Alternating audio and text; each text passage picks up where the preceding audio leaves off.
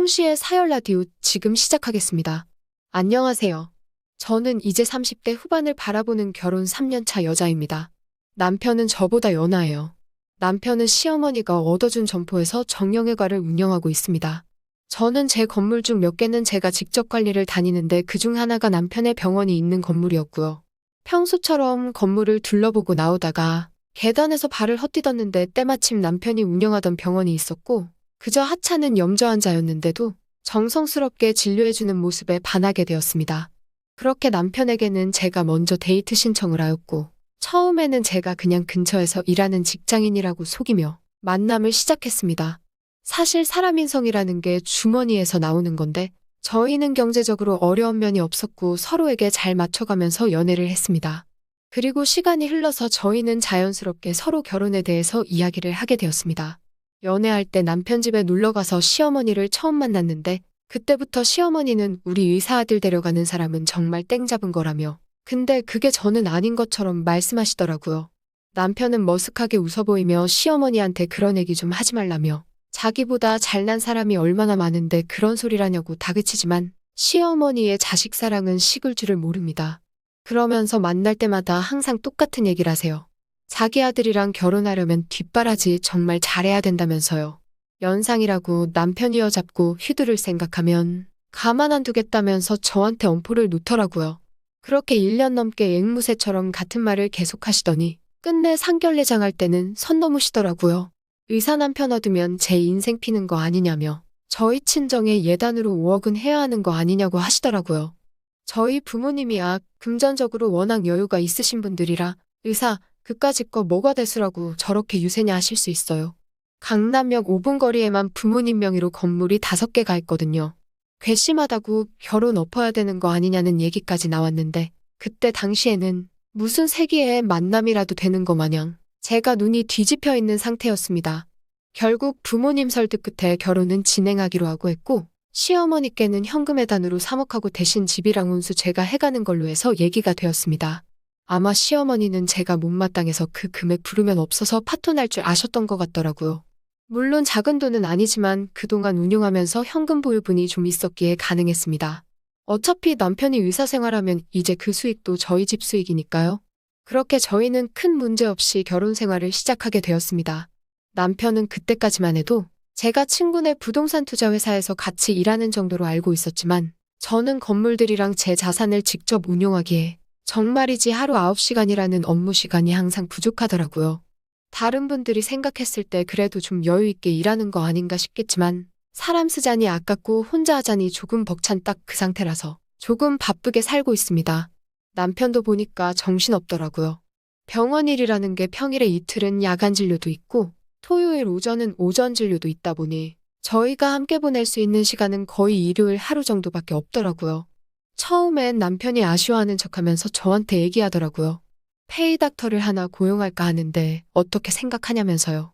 저도 제 인건비 아끼려고 세무사나 관리자 안 쓰고 직접 다 하는 건데 간호사도 아니고 의사를 고용하겠다니 저는 좀 어처구니가 없었습니다. 그래도 단칼에 거절할 수는 없으니 혹시 일이 너무 힘든지 돌려서 물어봤는데 어차피 동네 병원이고 응급환자도 없어서 의사 하나 더 있으면 환자도 더 받고 개인적인 일 있으면 쉴 수도 있어서 훨씬 이득이라는 겁니다. 그래서 그럼 편한 대로 하라고 했습니다. 사실 저희가 금전적으로 부족한 상황은 아니니까 생활비 명목으로 100만 원씩 모으는 것 빼고는 각자 수입과 지출은 알아서 관리하기로 했거든요. 그랬는데 남편이 자기가 처음에 병원 개업할 때 어머니가 상가만 해준 거지 장비는 자기가 대출해서 마련한 거라 여유 자금이 좀 부족하다고 하더라고요. 그러면서 저한테 혹시 도와줄 수 있냐고 물어보더라고요. 사랑했으니까 그때는 거절할 생각보다는 도와주고 싶은 마음이 컸기에 대출이랑 페이닥터 연봉이 어떻게 되는지 물어봤습니다. 반올림하면 거의 3억 돈이었습니다. 저는 그럼 대신 상가명에 제 앞으로 옮기라고 했습니다. 남편은 어머니에게 여쭤보고 알려주겠다고 하더라고요. 그 다음날 시어머니에게서 연락이 왔습니다. 첫 마디부터 얼큰하게 들이부으시더라고요. 남편이 사업 확장한다는데 그걸 못 믿어가지고 자리를 뺏으려고 하냐고 저보고 독하다고 하시더라고요. 역시나 빼먹지 않고 나이만 많아가지고 능구렁이처럼 남편 등골 빼먹으려 한다나. 저도 시어머니 기분 안 상하게 말씀드렸습니다. 시어머니도 아시다시피 저는 나이도 많아서 항상 혹시 모를 상황에 대비하고자 하는 거니 너무 기분 나쁘게 생각하지 마시라고요. 그랬더니 저보고 너 같으면 남이 자리에서 일하면 그게 바지 사장이고 페이닥터인데 자기 아들이 기죽어서 일하고 싶겠냐고 쏘아붙이시더라고요. 그날 저녁 남편은 시어머니에게 들은 건지 오자마자 저한테 미안하다고 마음 쓰지 말라며 못 들은 걸로 하라는데 그 얘기 들으니까 갑자기 더 속상하더라고요. 남편한테는 샤워한다고 화장실 들어가서 한참 울고 샤워하고 나오는데 남편이 방에서 통화하는 소리를 들었습니다. 시어머니랑 통화하는 것 같은데 적당히 했어야지 저렇게 다그치면 역효가 난다며 웃더라고요. 한참을 가만히 듣고 있었습니다. 정말이지 소름이 돋더라고요.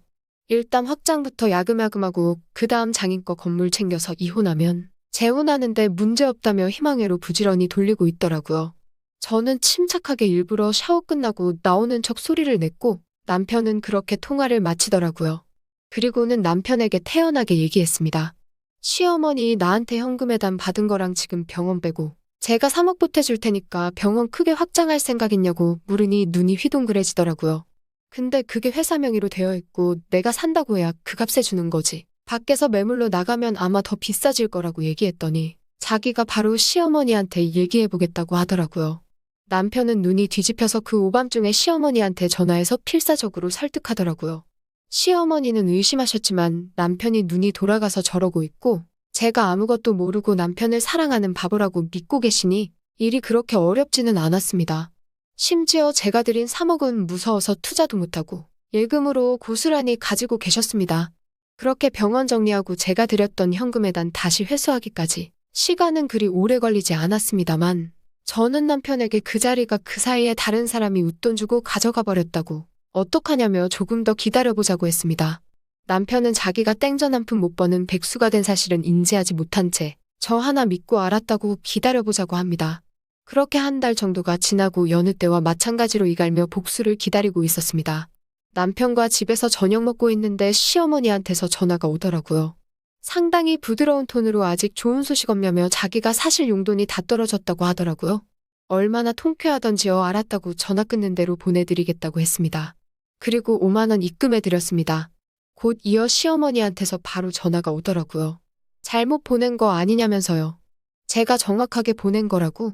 남편이랑 둘이 작정하고 내 돈 빨아먹을 생각하고 있는데 내가 어떻게 용돈을 많이 드리냐고 웃으면서 대답했더니 한동안 정적이 흐르더라고요. 옆에서 듣고 있던 남편도 얼어붙어서 아무 말 못하더라고요.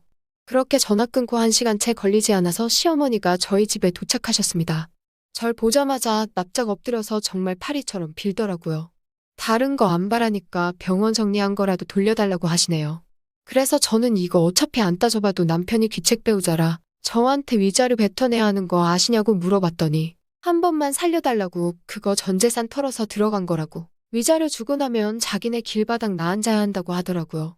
당장 짐 챙겨서 남편 데리고 나가면 생각해보겠다고 했습니다. 올 때도 몸뚱아리만 들어와서 나갈 때도 짐이라고는 큰 캐리어 2개 조금 더 나오더라고요. 재밌는 건 그 돈으로 제 건물에 있던 원래 남편 병원 자리에 다시 들어오려고 하더라고요. 저는 그제서야 제가 누군지 알려줬습니다. 부동산에서 다시 절 만난 시어머니는 결국 뒷목 잡고 기절하시더라고요. 사람 통수치려면 치밀하게 계획이라도 하던지 얼마나 저를 띄엄띄엄 봤으면. 저 기생충시댁 때문에 저도 이제 사람을 쉽게는 못 믿을 것 같아요. 오늘도 제 이야기 들어주셔서 감사합니다. 구독과 좋아요 눌러주시면 재밌는 이야기 준비하겠습니다.